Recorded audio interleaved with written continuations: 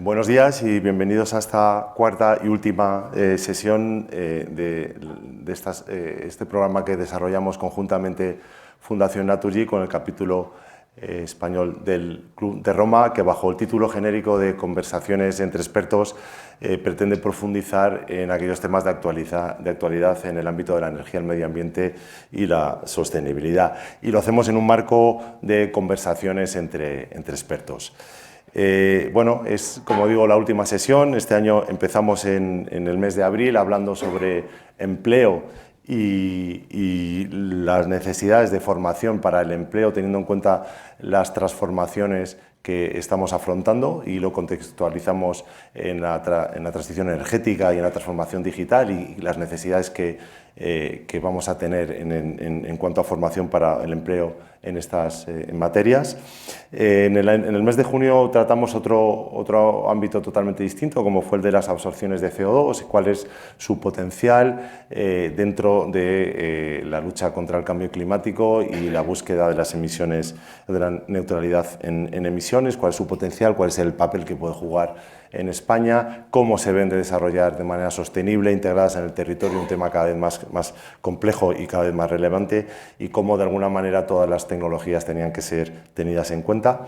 Hace pocas fechas tratamos lo que viene siendo ya un clásico, y es las conclusiones que salieron de la última COP celebrada en Bakú, en Azerbaiyán. Tuvimos la fortuna de contar con Valvanera Ulargui, la directora de la Oficina Española de Cambio Climático, y Lara Lázaro, investigadora del Real Instituto Elcano, que nos trasladaron lo que muchas veces son luces y sombras alrededor de estas cumbres, con algunos logros conseguidos en cuanto a financiación, en temas de comercio de emisiones, y como digo, pues a través de dos personas que habían estado muy metidas dentro de las negociaciones.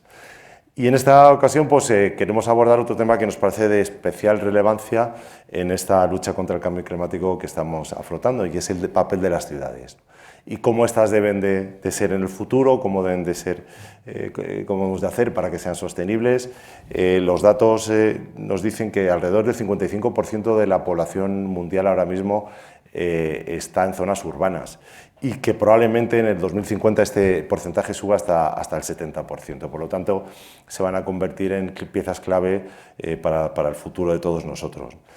Cómo integramos las energías renovables, cómo hacemos la gestión de residuos, cómo además lo compatibilizamos con calidad de vida en cuanto a calidad del aire, zonas verdes, transporte, y además teniendo en cuenta que debemos de tener en consideración las necesidades de todo tipo de población. Bueno, retos sin duda alguna mayúsculos. Como siempre en el ámbito de las jornadas que organizamos conjuntamente Capítulo Español y de Club de Roma y Fundación Naturgy, nuestro ánimo es generar un espacio de reflexión, de debate, que permita llevar las consideraciones y el conocimiento de los expertos en la materia al público especializado, pero también al público en general. Y como siempre para esto pues, contamos con expertos en la materia que tratamos, y además excelentes comunicadores. Como no puede ser de otra manera, en esta ocasión hacemos igual, y contamos con Nuria Rodríguez y con Julio Lumbreras para tratar de este tema, que nos darán una visión tremendamente complementaria, seguro. Nuria Rodríguez es la directora de Medio Ambiente y de Sostenibilidad de Naturgy y de Responsabilidad Social Corporativa. Bueno, bajo su dirección la compañía ha evolucionado hacia una integración cada vez mayor de las energías renovables, a una reducción de sus emisiones, un impulso en la biodiversidad, y todo ello impulsando un proceso de transición justa que nos parece de especial relevancia. Por su parte, Julio Lumbreras es profesor de la Universidad Politécnica de Madrid y director del programa UNIES 2030. La misión europea, UNIES 2030 se integra dentro de la misión europea de ciudades climáticamente neutras. Bueno, Julio nos trasladará, entre otras muchas cosas, la necesidad seguramente de esta colaboración entre entidades públicas, privadas, academia, empresas, etcétera, para conseguir que las ciudades efectivamente puedan ser sostenibles en el futuro. Y finalmente, para moderar este debate, pues no podíamos tener a otra persona que no fuera experta en la materia, y para eso contamos también con Rebeca Jimeno, economista y periodista de Noticias 4. Quisiera disculpar a María Eugenia Coronado, que estaba previsto que ella hiciera la apertura, pero no, al final, por causas ajenas a su voluntad, pues no ha podido estar con nosotros. Y finalizaremos la sesión, como siempre es habitual también, con la intervención de José Manuel Morán, vicepresidente del capítulo español del Club de Roma, que nos trasladará, como siempre, de manera brillante las conclusiones y sus consideraciones al respecto.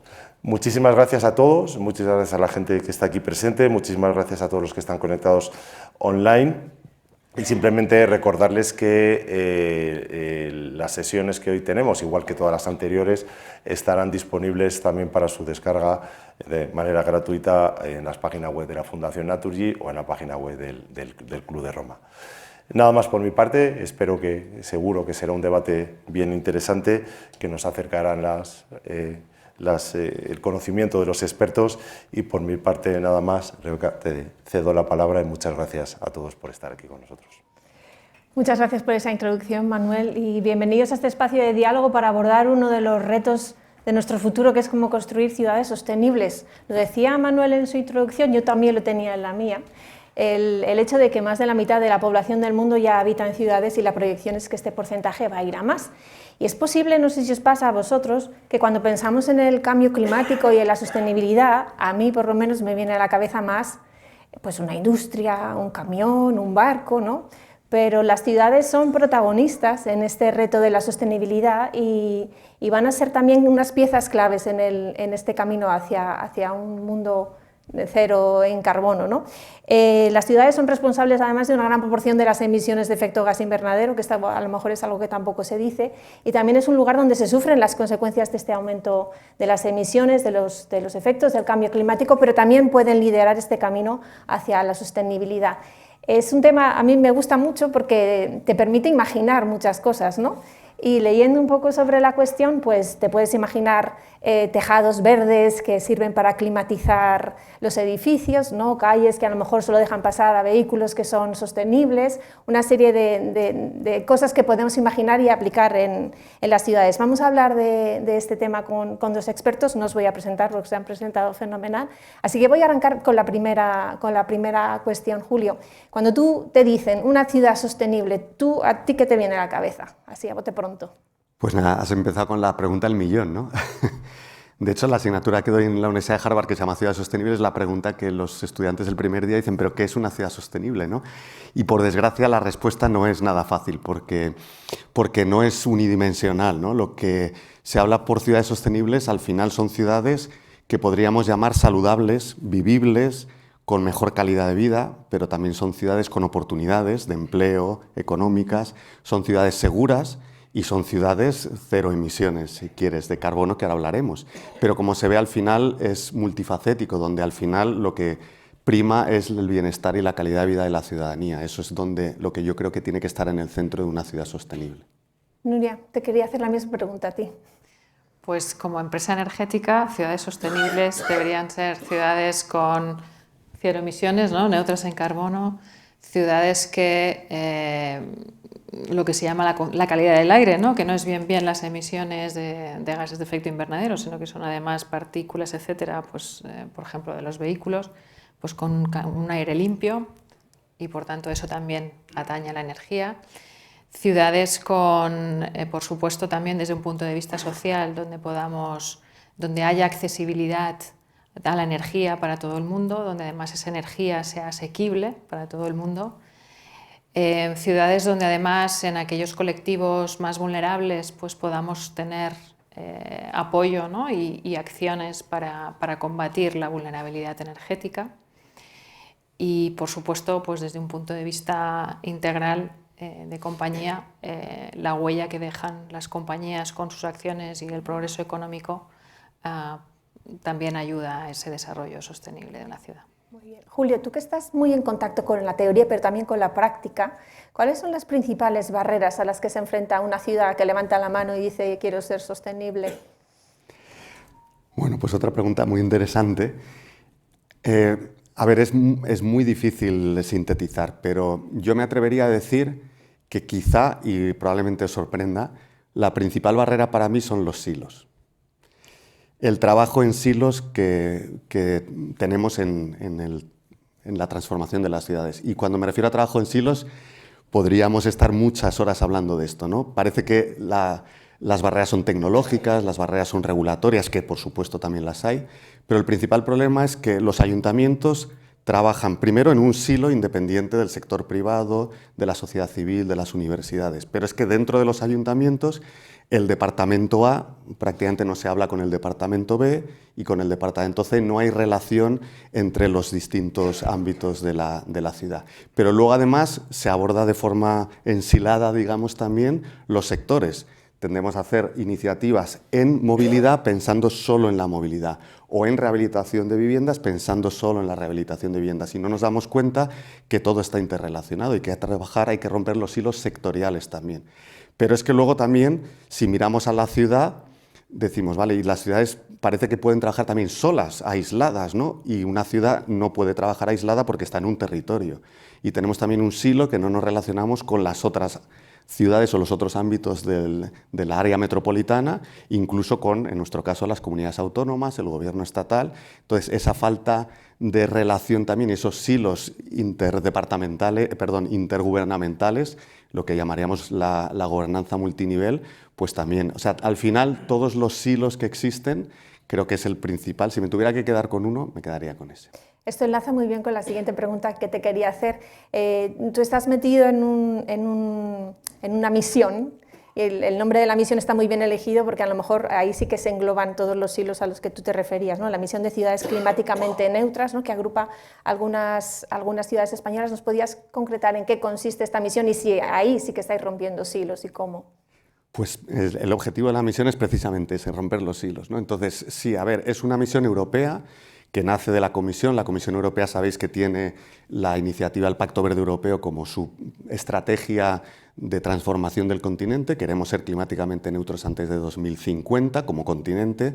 Ahora la presidenta con el nuevo colegio de comisarios se ha vuelto a comprometer a que esa es un poco la hoja de ruta del continente, pero teniendo en cuenta que ese avance hacia la neutralidad climática del continente es un avance en competitividad también, en generación de empleo, en generación de actividad económica. Es decir, esto es, como ahora se dice mucho, es ser más verdes para ser más ricos, no ser más verdes para ser más pobres, ¿no?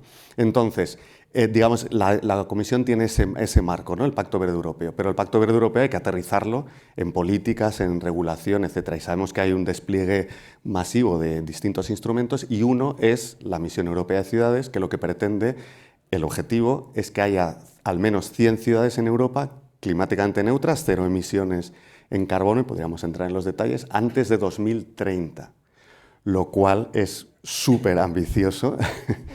Y entonces ese es el objetivo. ¿Y por qué el objetivo de neutralidad climática? Porque claro, antes hablábamos qué es una ciudad sostenible y hemos dicho la neutralidad climática o las cero emisiones como uno de ellos, pero hemos hablado de temas sociales, de temas económicos, de temas de salud, etc. ¿Por qué? Pues porque lo que está demostrado y se estudia en las escuelas de negocios es que cuando quieres transformar un sistema complejo, si te pones a definir muchos indicadores con muchas actividades, al final te acabas dispersando y no consigues focalizar el esfuerzo. Entonces es muy importante tener un solo indicador que, aunque sea limitado, puede traccionar la transformación del resto, de todo el sistema, ¿no? Entonces ahí el ejemplo típico es una compañía que usó como objetivo 0 accidentes laborales y eso transformó los procesos, la relación con los proveedores, etc., ¿no?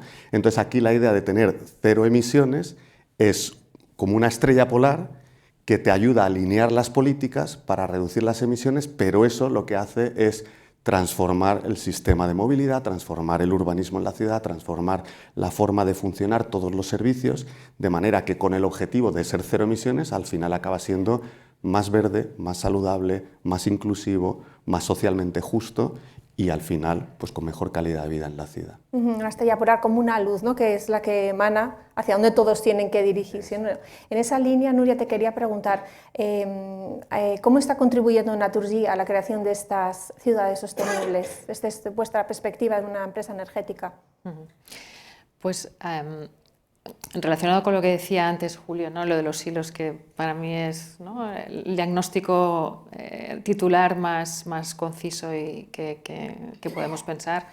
Hemos participado en proyectos, ¿no?, con colaboración público-privada para llevar a cabo pues, proyectos de rehabilitación de viviendas, proyectos de eficiencia energética, etcétera, ¿no? Más allá de esos proyectos que puedan ser muestras, ¿no?, de lo que se puede hacer en esa línea, nuestra visión siempre está en proveer soluciones energéticas que sobre todo procuren el ahorro energético, que además podamos proveer una energía respetuosa con el medio ambiente, de origen renovable, y con soluciones que sean no solo desde un punto de vista puramente del suministro, sino también desde el punto de vista de la factura, ¿no?, de lo que paga el consumidor, de lo que se ajusta más a su uso, ¿no?, y consumo adaptado a sus costumbres, etcétera, ¿no? Entonces, lo que pretendemos es ser un asesor energético que permita que esos consumidores puedan tener, ¿no?, la mejor energía posible al menor coste posible, ¿no? Te quería preguntar, Julio, si nos das en un titular ese objetivo de ciudades cero emisiones 2030, ¿cómo vamos? Bueno, pues vamos lentos, Me pongo en pero... un apuro. Me pones en un apuro, sí. No, a ver, creo que a nadie se le escapa que es un objetivo extremadamente ambicioso, ¿no? De hecho, casi nos atreveríamos a decir que casi imposible, ¿no? Obviamente no es lo mismo una ciudad pequeña, mediana, 50.000 habitantes, 80.000, 100.000 habitantes, que una ciudad pues, como Madrid, donde estamos de 3,5 millones de habitantes, ¿no? Entonces, tampoco podemos medir con la misma vara, digamos, a todas las ciudades, porque obviamente es muy distinto, ¿no? Entonces, pues las ciudades van trabajando de una manera lenta, pero yo diría que segura, porque además una cosa que quizá no sé si somos conscientes muchas veces es que los cambios, cuando se producen, son exponenciales.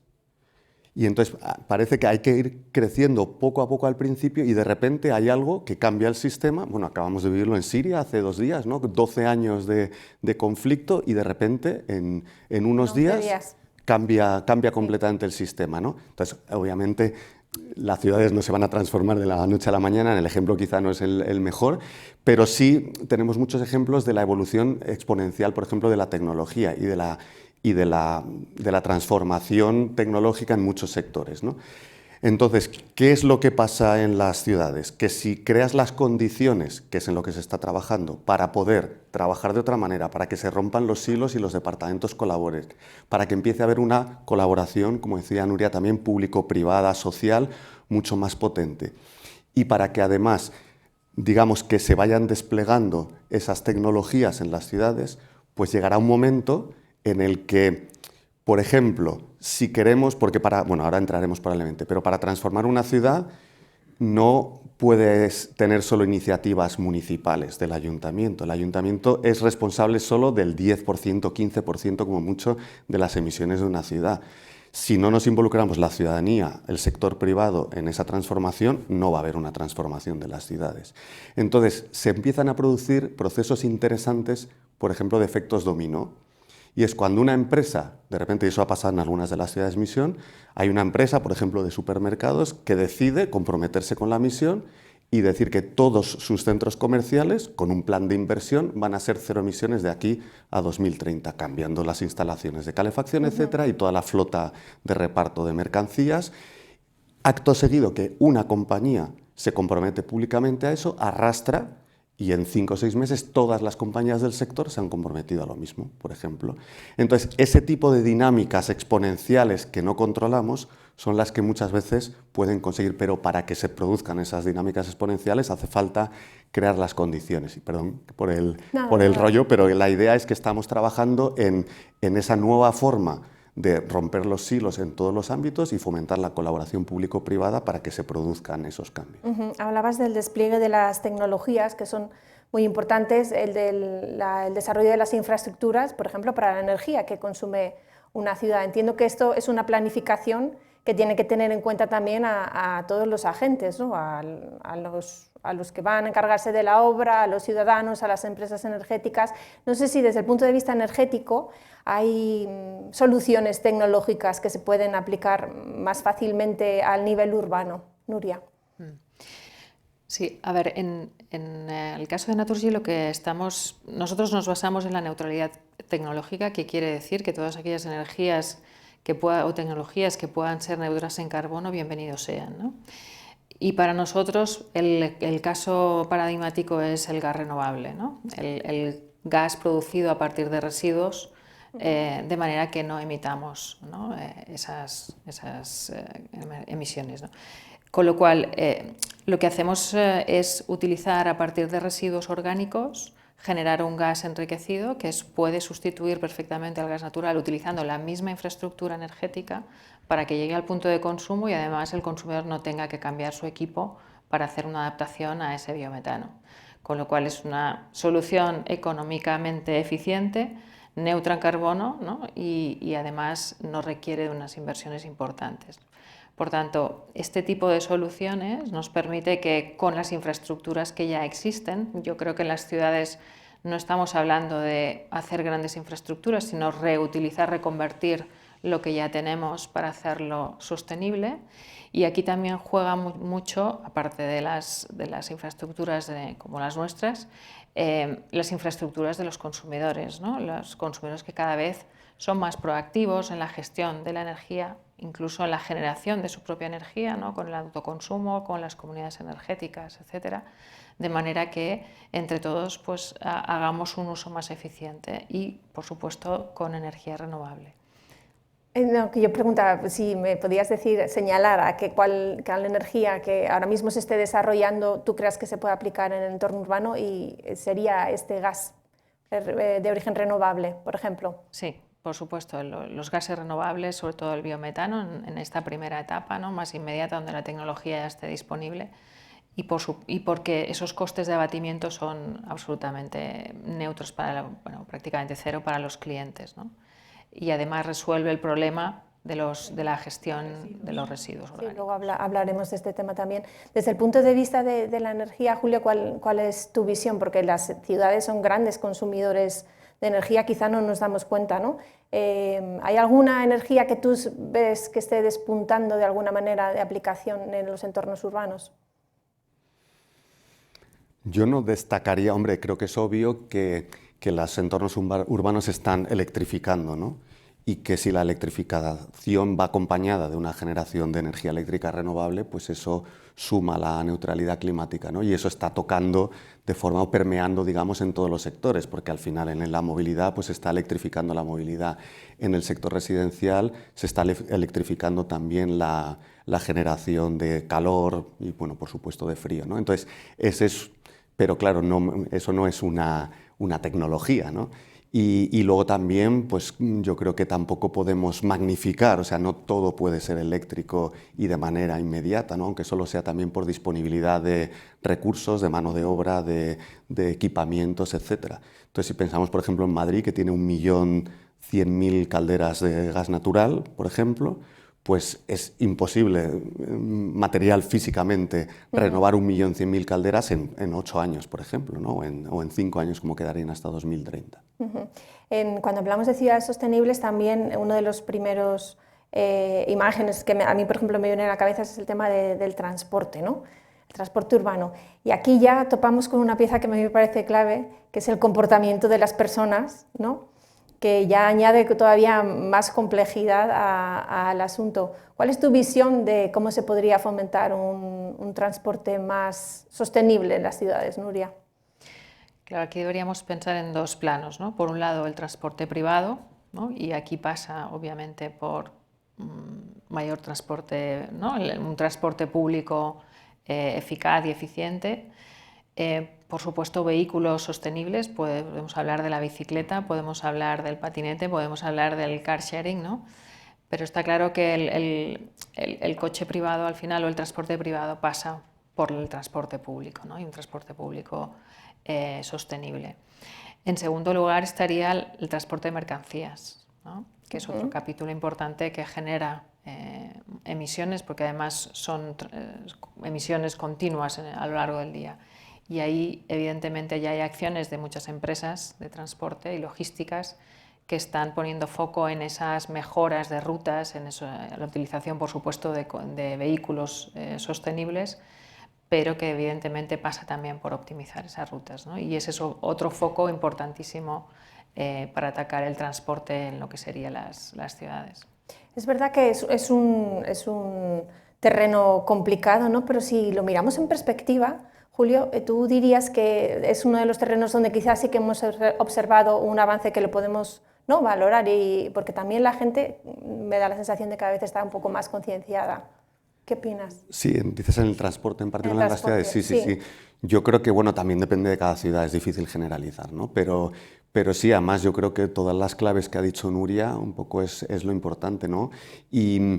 Y creo que diría que sí es uno de los ámbitos donde más está cambiando, porque estamos siendo capaces, por lo menos en ciudades densas, con una capacidad suficiente, de tener una disponibilidad de transporte público, de movilidad activa también. Tú has venido en bicicleta y hablamos al empezar de eso, ¿no? También de la importancia de esa movilidad, porque es más saludable también, ya no solo porque reduces las emisiones, sino porque al final alarga la esperanza de vida, y es una movilidad activa, bicicleta, caminar, etcétera, es una movilidad saludable, es una movilidad que mejora la vida de las personas, ¿no? Y yo creo que eso se está notando, pero es que además hay iniciativas muy interesantes como el car sharing, que está haciéndose masivo en muchas ciudades, y ya no hay más que verlo. Tú preguntas a los jóvenes y muchos jóvenes no se quieren sacar el carné, especialmente si viven en la ciudad, porque creen que no lo necesitan. Y ya no te digo comprarse un coche, ¿no?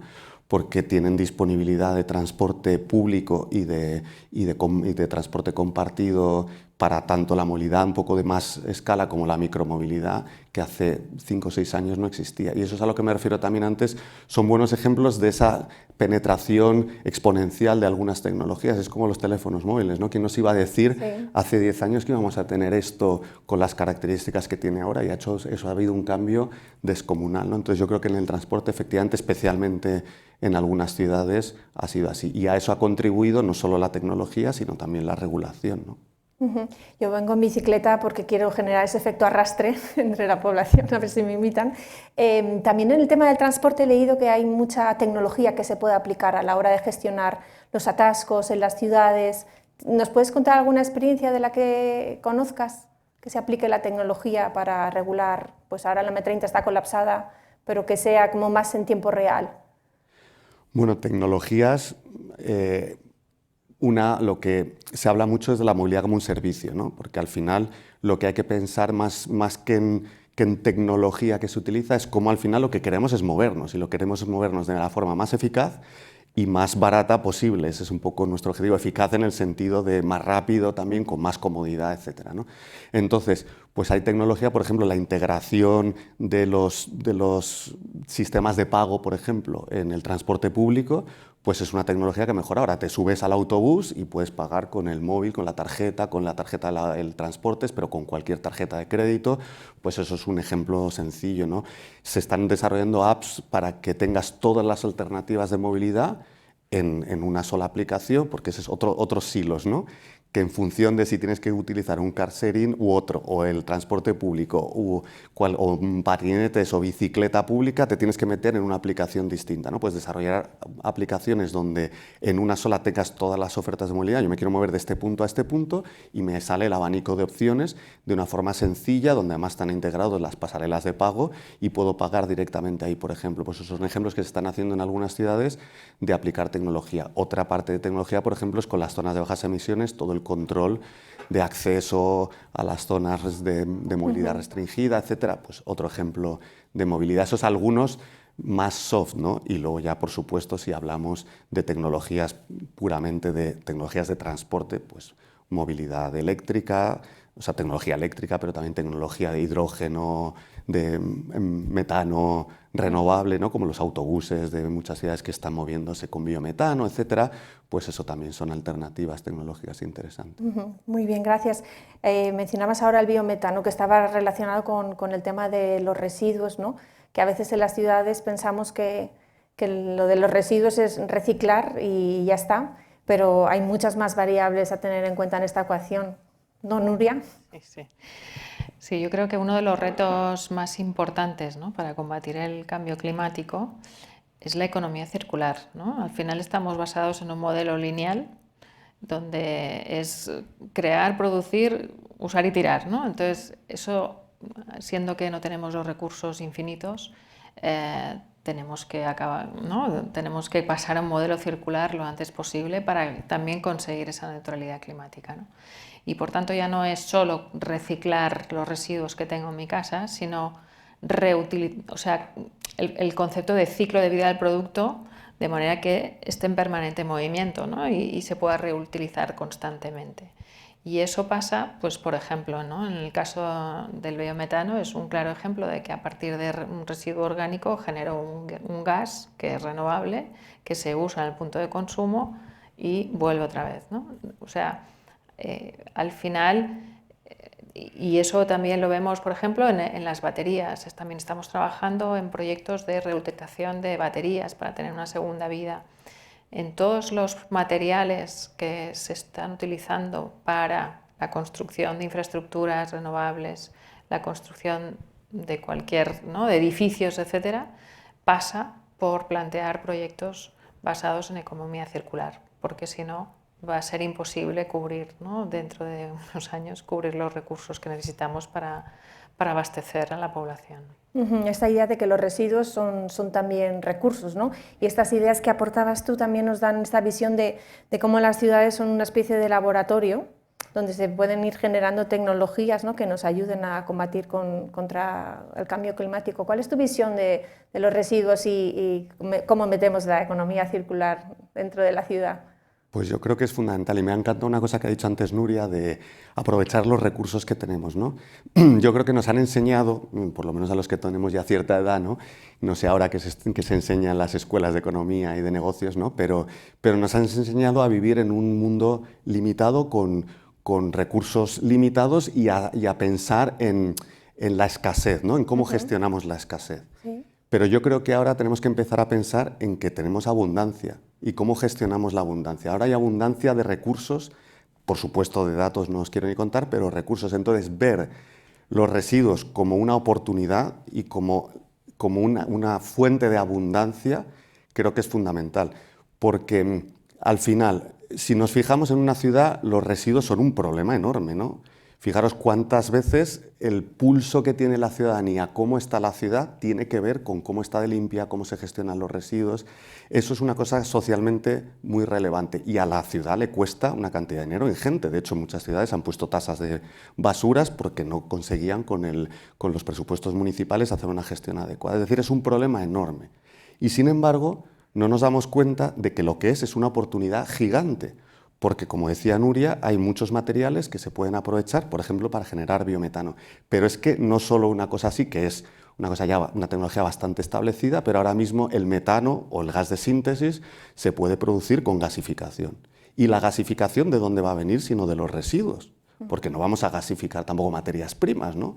Entonces, en las ciudades ahora mismo tenemos un problema para gestionar los residuos y acabáis de ver que van a cambiar el sistema de reciclado de las botellas, de los envases, porque no se están alcanzando, en teoría, los límites que establece la directiva, la legislación, y se va a cambiar a las botellas retornables, etc.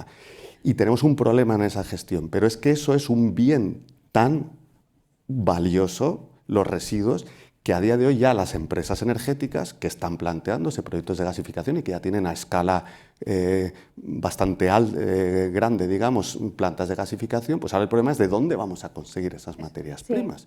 Entonces, es que las ciudades tienen una oportunidad de gestionar sistemáticamente, estructuralmente, sus residuos de una manera completamente distinta, de manera que sean materia prima de entrada para los sectores productivos, energéticos, por ejemplo, que creo que eso es descomunal. O el otro día teníamos un diálogo de alto nivel con el sector industrial y decían muchos de las empresas, pero empresas te hablo, por ejemplo, de fabricantes de tubos de plástico canalizador de agua. Decía, yo quiero desarrollar tubos con material polímero reciclado y no tengo material para hacer, no tengo polímeros para poder reciclarlo.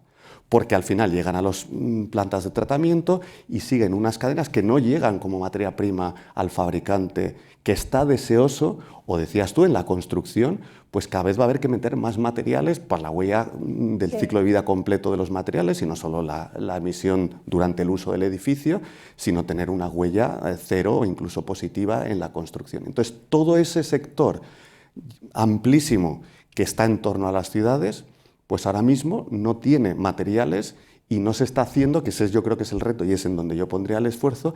Hay que cambiar el paradigma de la gestión de los residuos. Hay que dejar de verlo un parque tecnológico donde entran unos residuos y se gestionan de la mejor manera posible para que haya el mínimo problema posible, vaya lo mínimo a vertedero, a una oportunidad de materias primas para el sector productivo. En ese cambio de paradigma en el que el residuo es un recurso, ¿cómo puede? Yo creo que es clave también la colaboración público-privada, porque aquí se juntan como muchos actores. ¿Cómo debería ser, desde tu punto de vista, Nuria, esa colaboración? Sí, yo lo extendería incluso ya no solo público-privada, sino también privada-privada, ¿no?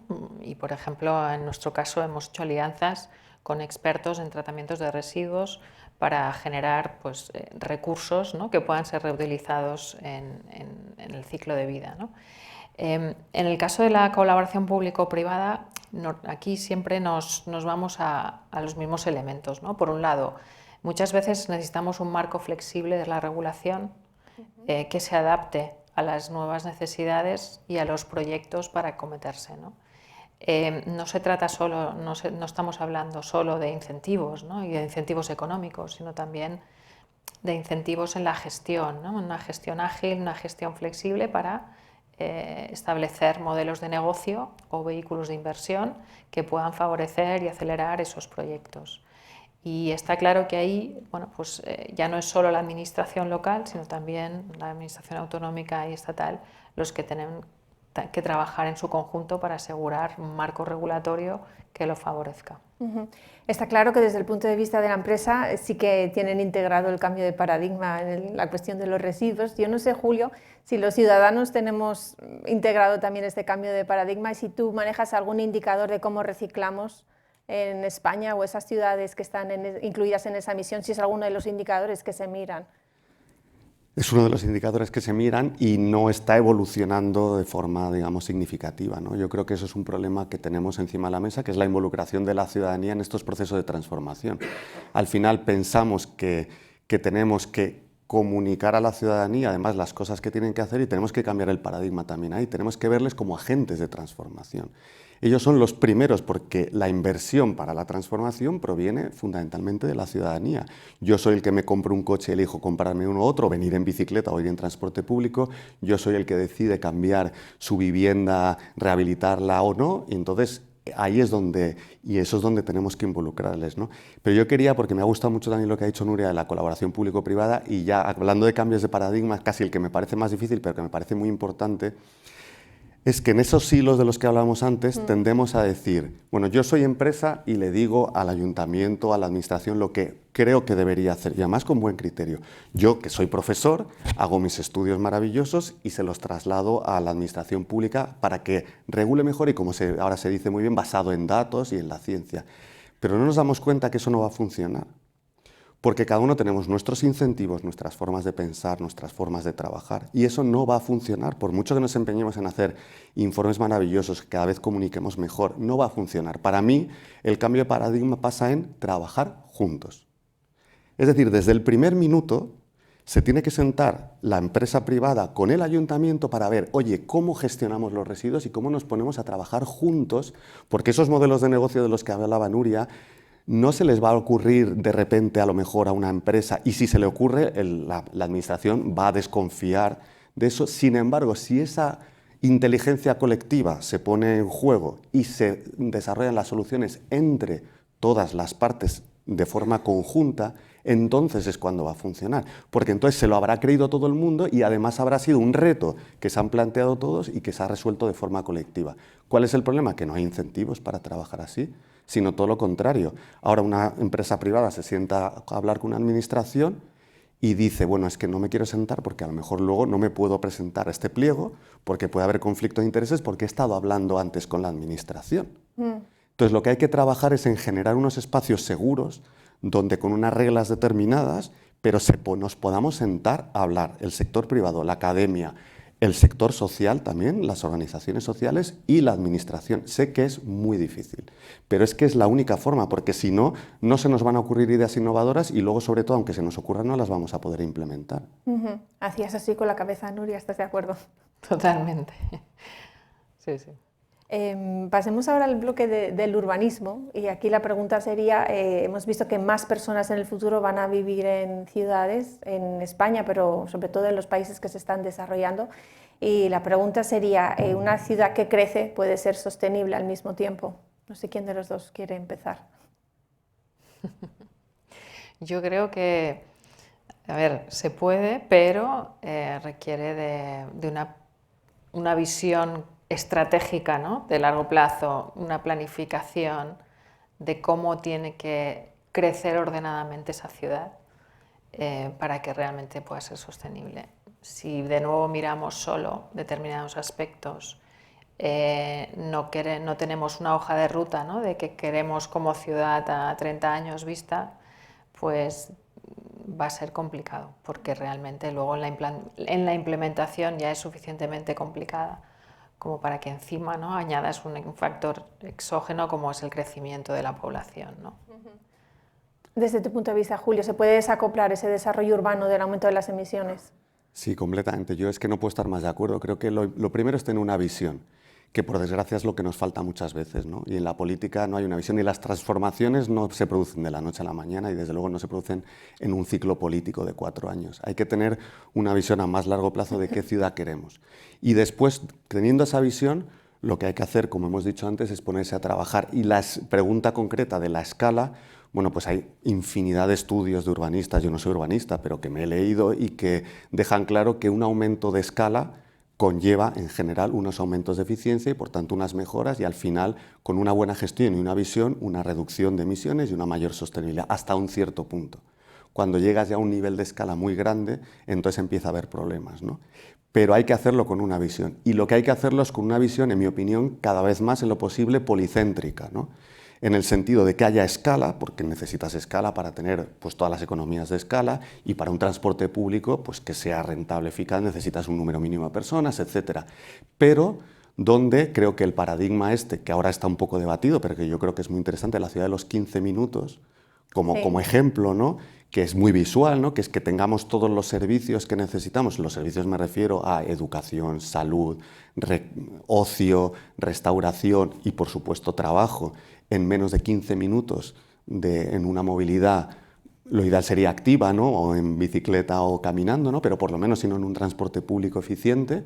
Pues esa es la visión y para eso en una ciudad con mucha escala tiene que ser policéntrica, porque claro, si no, no puedes tener 15 minutos. Lo que pasa, y es verdad, y no vamos porque nos tiraremos aquí una hora hablando de eso, ¿no? Más hay un libro muy interesante que ha publicado el desarrollador de esta idea, que es Carlos Moreno, ¿no?, un profesor de la Universidad de la Sorbona, que acaba de salir hace unos meses, que se llama La ciudad de los 15 minutos, el libro, recomendable, pues tiene además muchos ejemplos mundiales con ciudades de mucho tamaño. Pues entonces, claro, lo que es interesante también es plantearte que las necesidades son muy distintas dependiendo del tipo de población, ¿no? Mi hija de 19 años, pues claro, tiene unas necesidades muy distintas de las mías, de una persona de 80 años en una ciudad o de un niño de 2 años que lo que quiere es jugar en el parque y no lo atropellen lo que quiere, no se formula, ¿no?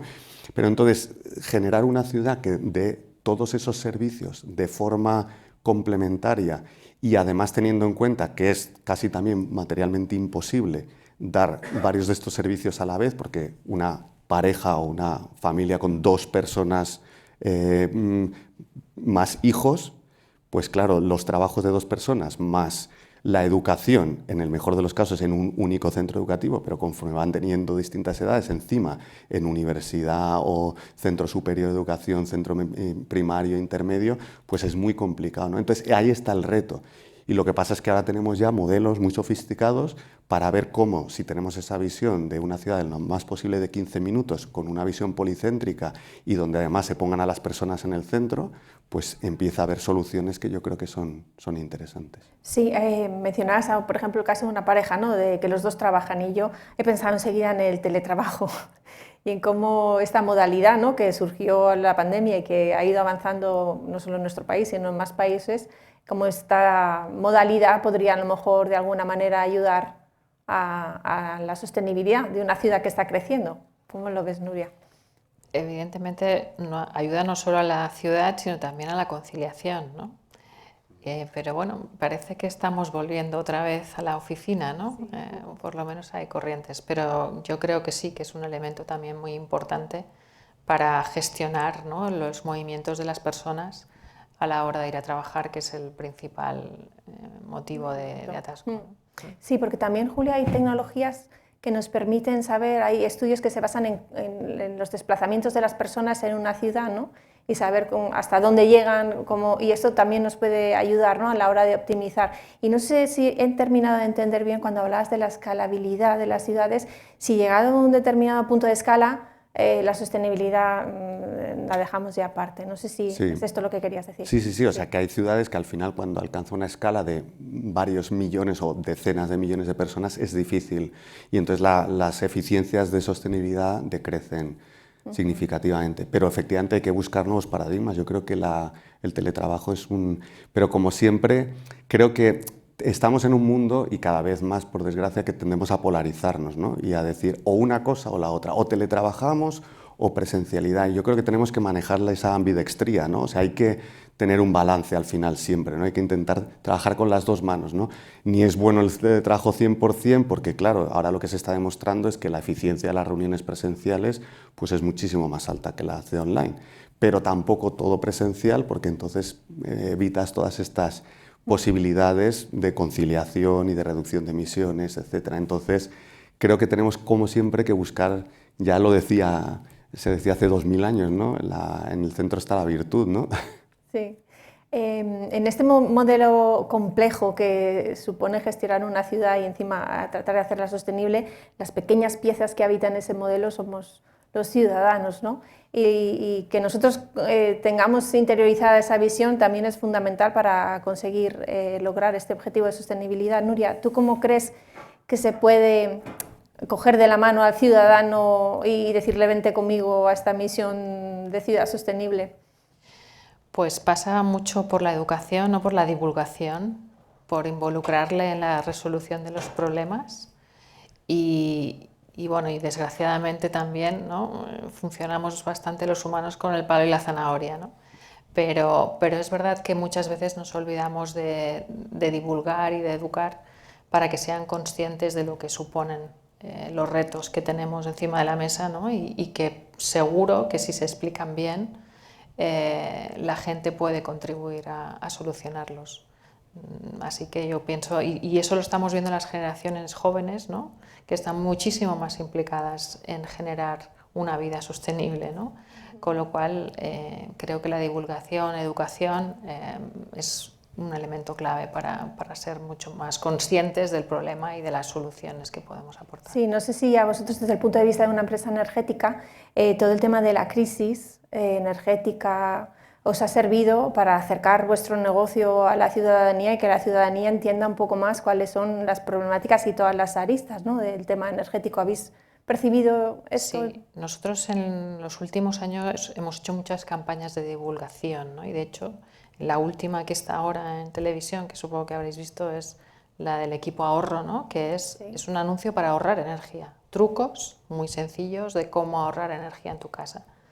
Para nosotros esa divulgación, esa utilización adecuada es fundamental para que se entiendan, ¿no?, las problemáticas. Lo mismo hicimos cuando hubo la crisis de precios, de explicar cómo se componen, ¿no?, los precios, pero con un lenguaje que entienda la gente, porque evidentemente si no es muy complejo, ¿no? Sí, de hecho los medios de comunicación informábamos, cosa que no habíamos hecho nunca, de cuál era la mejor hora para poner la lavadora, ¿no? Ahora ya no lo contamos, pero una época en la que además eso tenía como mucho interés, ¿no?, generaba mucho interés en la ciudadanía. Julio, desde tu punto de vista y con la experiencia que tú tienes, ¿cuáles son las iniciativas que tienen mayor impacto a la hora de atraer a la ciudadanía a esta misión de ciudad sostenible? A ver, yo primero quiero incidir porque creo que es lo más importante, ¿no?, lo que ha dicho Nuria, y además con mensajes que lleguen a la gente, ¿no? No solo que sean sencillos, sino que al final lo que hablábamos al principio, esto no es buenismo. a ver, todos queremos un futuro mejor para nuestros hijos, un planeta mejor para las generaciones futuras, incluso queremos vivir en un planeta mejor ahora mismo, ¿no? O sea que obviamente queremos preservar el planeta, pero es que esto tiene sentido económico. Es que es lo que estaba diciendo Nuria, es que con unas medidas ahorras, y si ahorras, estás ahorrando dinero. Y si haces inversiones de un tipo, al principio te cuestan, pero es una inversión, no es un gasto.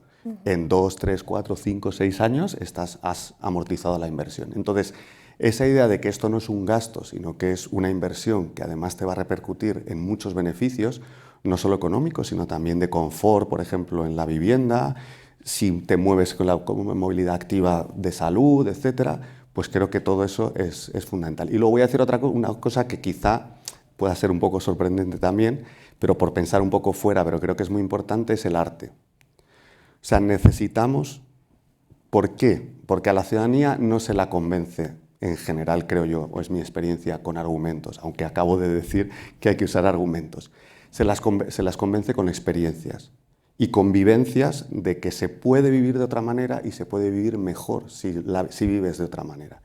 Pasamos una pandemia y en la pandemia nos dimos cuenta del valor que tienen los parques, la naturaleza en las ciudades, nos dimos cuenta del valor del tejido social, nos dimos cuenta de muchas cosas, ya se nos han olvidado la mitad, pero lo experimentamos y salimos de la pandemia con una sensación de que realmente merecía la pena tener unas ciudades por lo menos distintas en algún ámbito. Ahora eso ya va quedando un poco lejos y necesitamos ponernos en unos escenarios que nos traigan unas ciudades distintas, porque nos necesitamos imaginar las ciudades distintas, si no, no nos vamos a mover hacia eso. Entonces necesitamos películas que nos lleven a ciudades distintas, que nos muestren cómo puede ser. Necesitamos exposiciones de arte que nos muestren cómo puede ser. Necesitamos el arte metido en una exploración de cómo puede ser una ciudad sostenible. Sí, porque nos falla, y lo habéis repetido además los dos, el tema este de la visión, porque estamos imaginando una cosa que todavía no existe, ¿no? Y imaginar a veces puede suponer una barrera. Yo no sé si cuando yo te digo ciudad sostenible a ti te viene a la cabeza alguna ciudad que hayas visitado y que hayas pensado, ostras, esto. Pues mira, voy a poner un ejemplo que diréis, jolín, pues nunca me lo hubiera imaginado, ¿no? Hace poco que estuve en la COP de Bakú, teníamos, bueno, hay una zona verde que es para la sociedad, ¿no? Y había en el stand de Bakú, mostraban la maqueta de la Ciudad Blanca. Es un barrio de Bakú que antes estaba lleno de almacenes de petróleo, de gas, con el agua negra, ¿no? El chapapote por ahí circulando, y hoy es una ciudad de edificios blancos, con parques, con avenidas donde la gente va en bicicleta, arbolitos por todas partes. Quiero decir, al final, imagínate, ¿no? de una ciudad absolutamente horrible para vivir, o un espacio horrible, se hace una ciudad donde perfectamente puedes desarrollar tu vida de manera saludable, ¿no? Pues ejemplos de estos son posibles, así que me quedo con ese. ¿Y tú, Julio? Cuando hablabas de la imaginación, del arte de las películas, no sé si tú lo has visto o te lo imaginas. Bueno, la ciudad sostenible, por desgracia, todavía no existe, ¿no? Pero hay algunas, creo, cuando estabas hablando de Bakú, me ha venido a la cabeza Bilbao, ¿no? Que es nuestro ejemplo de transformación. Y creo que es muy interesante y deberíamos estudiar un poco más el caso de Bilbao, porque es un ejemplo exactamente de todo lo que estábamos hablando antes. Una visión a largo plazo, pero una colaboración público-privada social muy potente, con un elemento transformador que fue el Guggenheim. Pero no solo, el Guggenheim por sí mismo no transforma una ciudad, pero ese fue como esa estrella polar en la ciudad que consiguió aglutinar a la gente. Con eso se transformó la ría, pero se hizo gracias a la colaboración. Se creó una asociación pública o una sociedad pública, Bilbao Ría, que confluyó a los ministerios, al ayuntamiento, pero también al sector privado. Además, se involucró la ciudadanía en ese proceso y, bueno, los de Bilbao son de Bilbao, ¿no? Entonces no hace falta que estén más orgullosos ya de su ciudad. Pero vamos. ¿Pero tú eres de Bilbao? No. Ni tengo comisión con Bilbao ni nada. Pero no, en serio, pero que la ciudadanía se involucró en ese proceso de transformación también, porque tuvieron una visión de que querían ser de otra manera, ¿no? Entonces, yo creo que ese es un ejemplo, bueno, por poner uno en casa, que además no está entre las 7 de las ciudades misión y así no destaco una sobre las otras 6. Y luego, por ejemplo, ayer hablando con una persona, me dijo, pues fíjate, acabo de estar en una ciudad, no sé si conocéis alguno, se llama Groningen, que está en el norte de Holanda, y dice, yo llegué ahí porque su hija está estudiando ahí en la universidad tal, Y entonces dice, claro, yo me quedé completamente alucinada de, sales ahí y es una ciudad prácticamente peatonal o con bicicleta peatón, que además no debe ser pequeña, bueno, no sé cuántos tendrá, pero 80 o 100.000 habitantes, o sea que tampoco es una ciudad pequeña, y donde pues han conseguido, pues precisamente es una ciudad de los 15 minutos, muy peatonalizada o con movilidad activa, donde además la gente vive bien, hay oportunidades, hay servicios de todo tipo, y entonces quizá, pues eso, hemos trabajado con algunas cosas en la ciudad de Groningen, y bueno, me ha venido a la cabeza porque justo ayer me lo dijeron. Entonces, y por poner también otro ejemplo europeo que puede ser interesante explorar. Entonces, quizá habría que acercar todos esos ejemplos de los que tú hablas de la Ciudad Blanca y esta ciudad en Holanda, ¿no? Para que la gente sepa que esas cosas se pueden conseguir, ¿no? Que se puede lograr. Sí, yo creo que compartir las experiencias entre ciudades creo que es una oportunidad para ver qué cosas están funcionando y qué cosas están haciendo bien en otros sitios. Totalmente. Y yo no sé si vosotros andáis por la calle o cuando visitáis una ciudad y vais con el chip de mirar alrededor y pensar, pues esto podría cambiarse y hacerse así. No sé si en vuestro día a día esto os ocurre o no os ocurre. Yo no estoy tan loco, ¿no? No, bueno, sí, a veces sí piensas, pero no se me ocurrirá nada concreto. ¿Y tú, Nuria? Bueno, lo que sí que pienso es, da gusto caminar en esta ciudad y hay sitios donde dices, uff, esta ciudad me estresa, ¿no? No sé qué tiene que me estresa. O a veces cuando entres en una calle que tú la recordabas llena de coches y de repente está peatonalizada, ¿no? Y dices, ¡ay, qué gusto pasear por aquí!, ¿no? Sí, que a lo mejor en el cambio de chip que hemos hecho los ciudadanos, que antes que se cortara el tráfico era un horror y ahora cada vez hay una mayor proporción de ciudadanos que aprecia, ¿no? estos cambios en las ciudades. Sí, eso me recuerda más que para hacer estas transformaciones hay que tener visión y luego hay que ser valientes, ¿no? Y lo que es interesante a raíz de lo que dices es que necesitamos tiempo también para apreciar las cosas cuando cambian, ¿no? Hay estudios científicos muy sesudos que demuestran que todas estas transformaciones urbanas llevan, depende de la que sea, entre 6 meses y 1 año y medio, que la gente llegue a asimilar, y después de ese tiempo, de ese proceso de adaptación, la gente no quiere volver a lo de antes. Hay 6 meses, 1 año de críticas, protestas por todos los lados, y después nadie quiere. Y hay casos paradigmáticos como en Milán, que perdió el alcalde porque puso una zona de bajas emisiones, y el alcalde nuevo, cuando llegó, a los 6 meses hizo un referéndum, había ganado las elecciones gracias a ese proceso de crítica y ganó las elecciones, hizo un referéndum, y como ya había pasado 1 año y medio, la gente votó que no quería volver a lo anterior. Entonces, eso es curioso. Entonces, necesitamos ser valientes confiando en que luego, si las cosas las haces bien, claro, no locuras, pero si las cosas las haces bien, en que la gente aprecia, porque no somos tontos, lo que tú decías, al final queremos vivir mejor, queremos una ciudad más saludable, más amigable, más agradable para todos.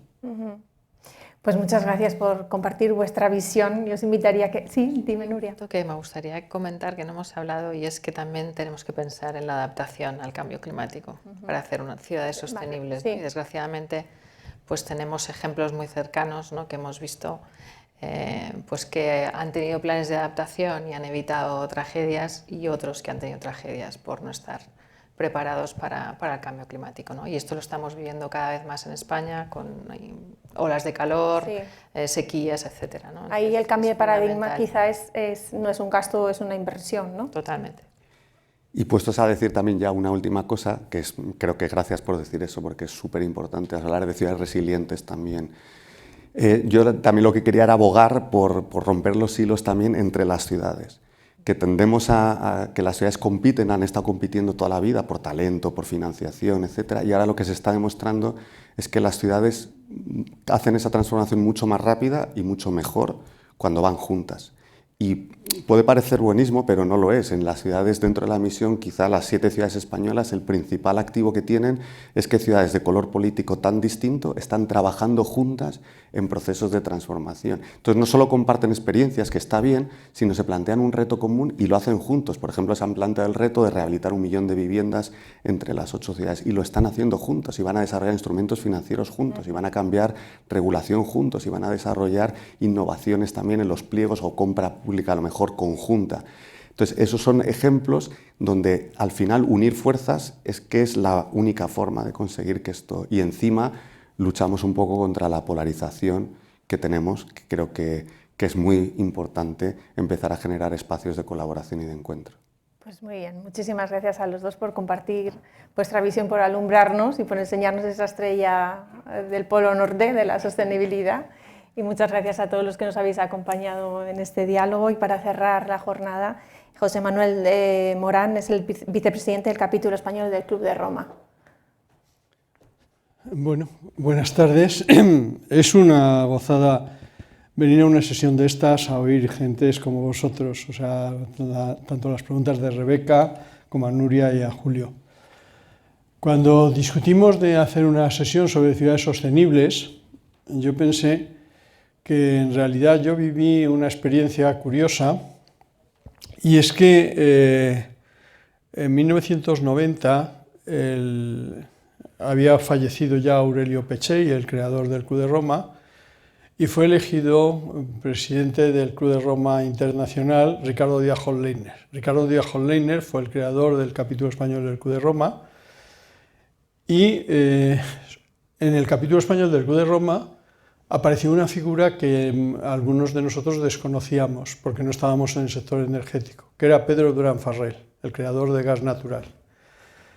Pedro Durán Farrell vivió un momento de una gran crisis energética y de intensidades múltiples y de relaciones, y estuvo de presidente del capítulo español del Club de Roma hasta el año 93, porque las tensiones que en el mundo energético español en aquellos momentos había le obligaban a concentrarse claramente en la gestión de esta empresa y en hacer muchas de las cosas que ahora, cuando nosotros descubrimos todo lo que se hizo en los años 80 en materia energética, nos sorprende. Y nos sorprende porque cuando ha habido las crisis del gas de hace 2-3 años, descubrimos de pronto que España tenía unos sitios donde podíamos importar gas licuado y convertirlo en gas utilizable, porque habíamos hecho una serie de plantas de regasificación en diversos puntos de la geografía nacional, algunas con polémicas, pero se hicieron. Y ahora España tenía unas disponibilidades estratégicas que eran impensables.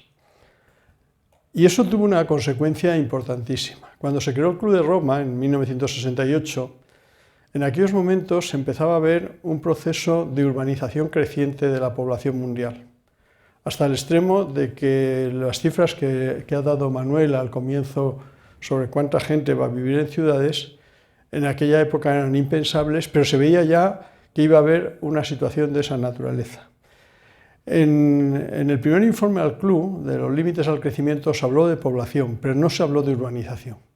Y el club encargó a una persona que el capítulo español del Club de Roma le debe el haber mantenido vivo a este capítulo, porque somos el único capítulo que desde que se creó no ha desaparecido. Ha habido otros capítulos de los 35 que somos en el mundo que han desaparecido, o sea, han fallecido orgánicamente y como administrativamente, luego se han vuelto a recrear, y aquí fue una persona a la cual le había encargado, concretamente el Club de Roma, el primer informe sobre urbanización. Estamos hablando de los años 80. Parecía raro, pero ya el club intuía que íbamos a un mundo urbanizado.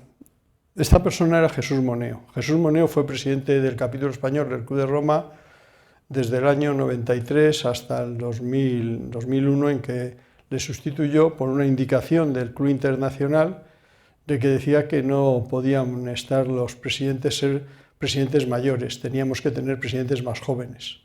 Y eso significó que entró don Isidro Fainé, que era algo más joven que don Jesús Moneo, pero no mucho más joven, porque Isidro ya tiene sus años y Jesús ya tenía sus años, pero aquello le apartó de la presidencia del capítulo.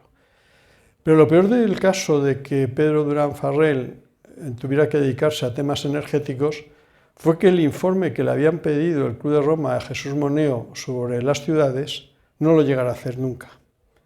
De hecho, yo recuerdo todavía la última vez que tuve la suerte de hablar con él, unos días antes de su muerte, que todavía seguía trabajando en volver a actualizar la cantidad de materiales que había ido reuniendo sobre las urbanizaciones y sobre la vida urbana. La vida urbana que entonces, en los primeros años del Club de Roma, no se veía de alguna manera como una vida de ciudades sostenibles aplicándole solo el parámetro de la sostenibilidad medioambiental.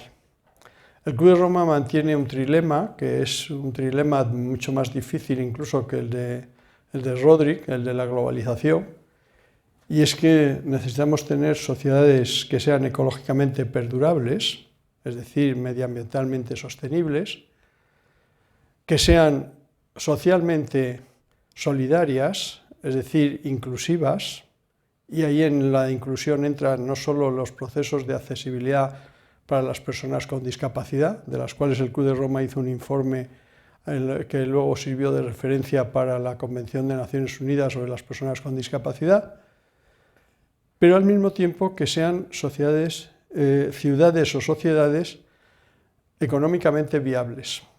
Es decir, económicamente viables, socialmente equitativas y ecológicamente perdurables.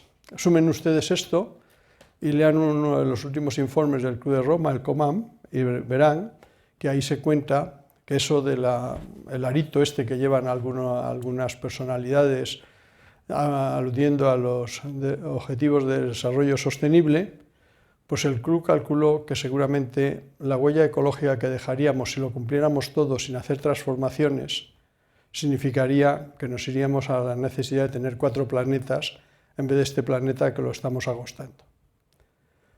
Las transformaciones que tenemos que hacer son realmente impresionantes. Y Julio lo ha dicho muy al principio, ha dicho, oiga, es que esto no va solo de medio ambiente, va también de igualdad, va también de acceso a los servicios, va también de equilibrio entre las gentes que viven ahí, va también en que no podemos hacer guetos, va también en la inclusión de las actitudes de las personas que viven en las ciudades. Esto es lo que hace muy difícil, mucho más difícil que llegar a las emisiones cero, el hecho de tener ciudades sostenibles, porque requieren algo más que las emisiones cero.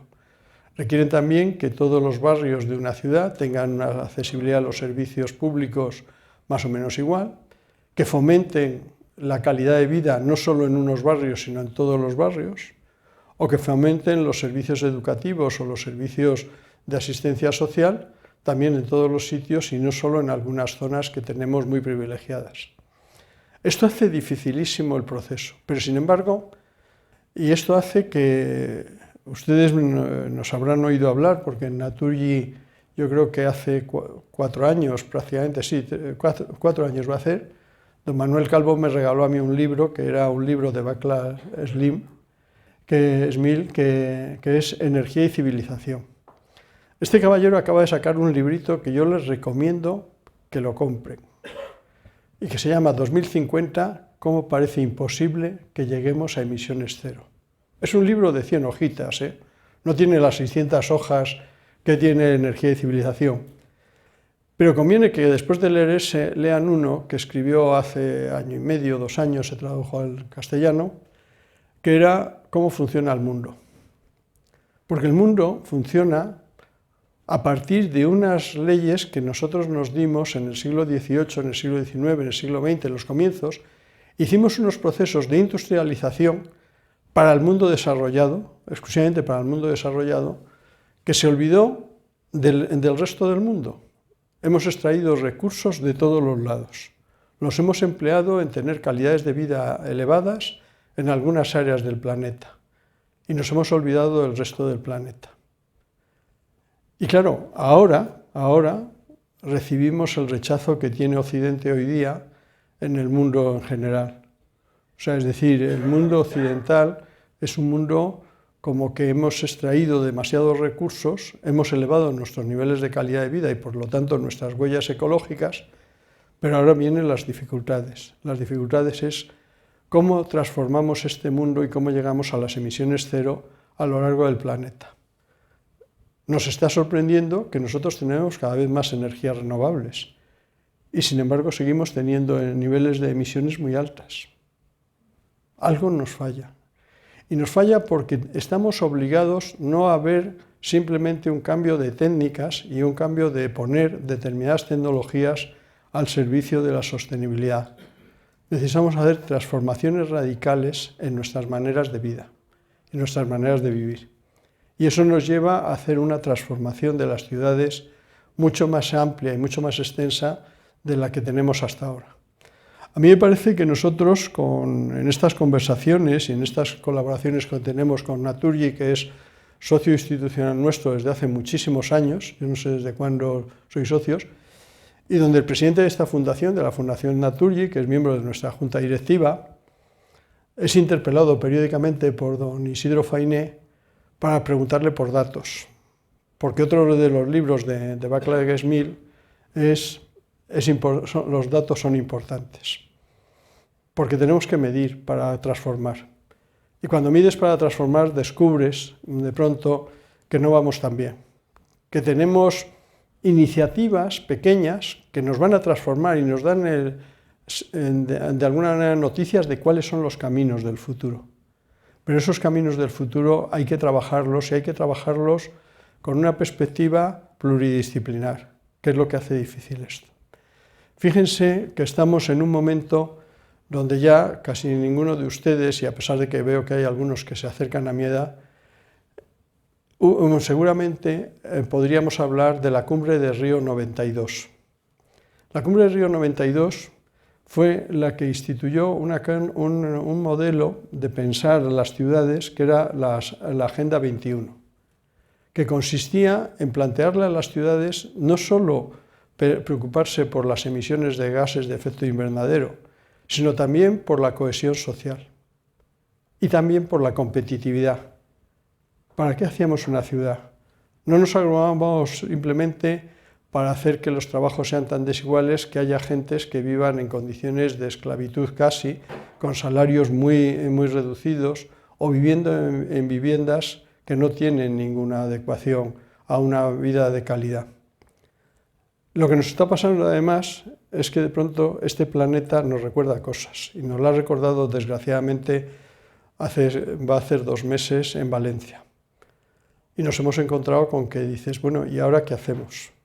Pues tendremos que idear otras cosas. Y ayer, sorprendentemente, en el diario El Mundo aparecía un artículo de un arquitecto chino que se llama es que no me lo sé, se llama Quan Yanyi o algo así. Busquen el artículo, porque habla de ciudades esponjas, de plantearse que no sean los ingenieros los únicos que piensen en cómo podemos solucionar las situaciones de danas y de grandes avenidas, sino que sean también biólogos, que sean gentes que se preocupen por la biodiversidad y que sean gentes que no se empeñen, que no nos empeñemos, porque los ingenieros somos gente que tendemos a empeñarnos en que bastan a las matemáticas para encauzar un río. Y nos olvidamos de que a veces en los márgenes del río hay biodiversidad que debemos de contemplar. El capítulo español creó hace 12 años una oficina del Club de Roma en Barcelona, que es la única vez que el Club de Roma Internacional se bajó de su nube y aceptó la creación de una oficina para el Mediterráneo entre el capítulo español y el Club Internacional. Y en ese momento nosotros nos empezamos a plantear si podíamos analizar un tipo de ciudades. Tuvimos la suerte de que el World Watch Institute de Washington aceptó el reto de dejarnos colaborar en unos informes que hacía. Tengo que decir también que con la llegada del presidente Trump, el World Watch Institute desapareció porque no hubo más fondos federales para ellos, pero nos permitió en 3 años analizar las grandes diferencias, no solo en las ciudades de 15 minutos, sino también en las ciudades americanas que necesitas coger necesariamente el coche para poder ir a los centros comerciales o para poder ir al centro de la ciudad. Y vimos las ventajas de ciudades como las ciudades mediterráneas que tenemos. Se hizo un estudio por parte de 2 de los investigadores de la Autónoma de Barcelona y nos quedamos muy satisfechos diciendo, o sea, que los romanos y los griegos tenían ya algo de razón en tener ciudades compactas y ciudades donde se podía caminar los 15 minutos. Pero claro, es que ahora mismo nosotros en el capítulo aragonés, en el grupo aragonés, un grupo autonómico que tiene el capítulo, entre otros más, llevan 4 años estudiando un tema de las conurbaciones y están estudiando hasta qué punto una bioregión, que sería la bioregión surcada por el río Ebro, permitiría hacer un análisis de cómo poder vivir conjuntamente y evitar emisiones no solo en la ciudad de Zaragoza o no solo en la ciudad de Bilbao, sino también en el conjunto de toda esa bioregión.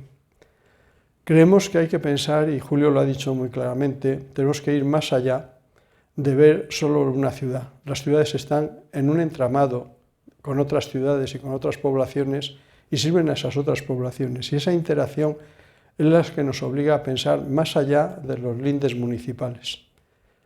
Y nos obliga a pensar, y yo creo que Nuria lo ha recordado, a que tenemos que trabajar en favor de la adaptación al cambio climático. Me parece que es Smil, en ese pequeño librito, que dice que estamos ante un trilema igual de complicado que el del Club de Roma o que el de Rodrik en la globalización. Y es si queremos ir a hacer todo renovable y maravilloso y tener emisiones cero, a lo mejor tendríamos que dedicar un 20 o un 30% de nuestros productos interiores brutos a transformar nuestra situación. Fíjense que el informe STER, un informe que se hizo en el 2006, hablaba de que era un 6% lo que tendríamos que dedicar para la transformación. Han pasado muy pocos años y estamos ya en un 20-30%.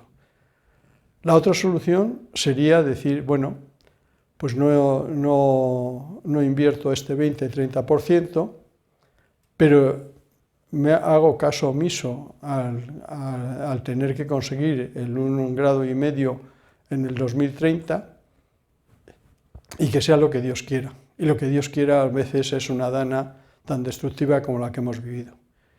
Y la tercera sería, pongámonos a trabajar, aprovechemos todas las herramientas que tenemos, que son mucho mayores que las herramientas que teníamos hace 10 o 15 años. Y ahí aparecen todos los temas de sensores, aparecen todos los temas de la transformación digital que estamos viviendo, aparecen todos los mecanismos de modelizar situaciones y de hacer sistemas que de alguna manera nos den pistas de hacia dónde podíamos caminar. De lo contrario, estamos abocados a una situación de a lo mejor conseguir islas que no produzcan emisiones, pero en un universo lleno de contaminación y donde es muy difícil trasladar esto a otros países que no tienen las redes que tenemos nosotros. A mí a veces cuando dices, ¿y por qué los africanos no ponen renovables? Dice, oiga, porque es que no tienen redes eléctricas, o usted no se ha enterado que allí no hay redes eléctricas. ¿Por qué es posible hacerlo en Europa? Porque Europa vivió la revolución industrial y esa revolución industrial canalizó y organizó toda una serie de infraestructuras que son los que han permitido tener el nivel de calidad de vida y poder decir que convendría bajar la situación esta que tenemos cuando realmente hay gente. Y fíjense que estamos volviendo a una cosa que dijimos aquí hace 3 años cuando se cumplieron los 50 años de la Conferencia de Estocolmo. La Conferencia de Estocolmo, que es cuando Naciones Unidas crea su programa de medio ambiente, nació como una sola tierra y era un mundo sostenible. ¿Qué ocurrió? Que dijeron, no hablamos de un mundo sostenible solo, hablamos del desarrollo humano y al hablar del desarrollo humano tendríamos que pensar que hay gentes que no están ni siquiera en los niveles y en los umbrales de riqueza y de disponibilidad de medios que tenían ustedes ya en el siglo XIX. Ese es el gran problema. Tenemos un mundo desigual donde nosotros vivimos con unas confortabilidades y nos preocupamos de las emisiones de gases de efecto invernadero, pero que Smil, en el libro este que me regaló don Manuel Calvo, recuerda que hay mucha gente que todavía cocina con leña. ¿Y a estos qué les vas a decir? ¿Les podemos hablar del biometano, Nuria? Este es el verdadero problema. Estamos en un mundo desigual, pero al mismo tiempo tenemos algo mucho más importante y es que por encima de la inteligencia artificial, la capacidad de imaginación de los humanos permitirá que volvamos a meter nuevas soluciones en los ordenadores para que estos nos ayuden a encontrar las soluciones que necesitamos. Así que nada más, al año que viene tendremos más conversaciones y supongo que empezaremos a tener conciencia cada vez más de que estamos en una situación de menesterosidad como humanos, pero tenemos todo el horizonte de toda la capacidad que tienen las mentes de las personas y sobre todo que son capaces de solidarizarse y colaborar en encontrar soluciones positivas. En ese sentido, a mí me parece muy importante que haya ciudades de distinto signo político que apuesten claramente por soluciones sostenibles. La transformación que algunos hemos vivido en este país, yo lo digo siempre, yo empecé mi vida profesional hace 52 años y en aquellos momentos yo he trabajado prácticamente el 80% de mi vida en Telefónica de España y teníamos unas tasas de telefonización bajísimas, estábamos a la cola de Europa en muchos de los temas. Hoy día no es así, hoy día tenemos mucha más fibra óptica que otros países y hoy día tenemos la capacidad de sentirnos uno más en el concierto de una zona que es la zona que tiene mejor calidad de vida del planeta, que es la zona europea. Lo que pasa es que incluso dentro de esa zona europea no es lo mismo vivir en España o en Francia o en Italia o en Alemania que vivir en Rumanía, no lo olviden.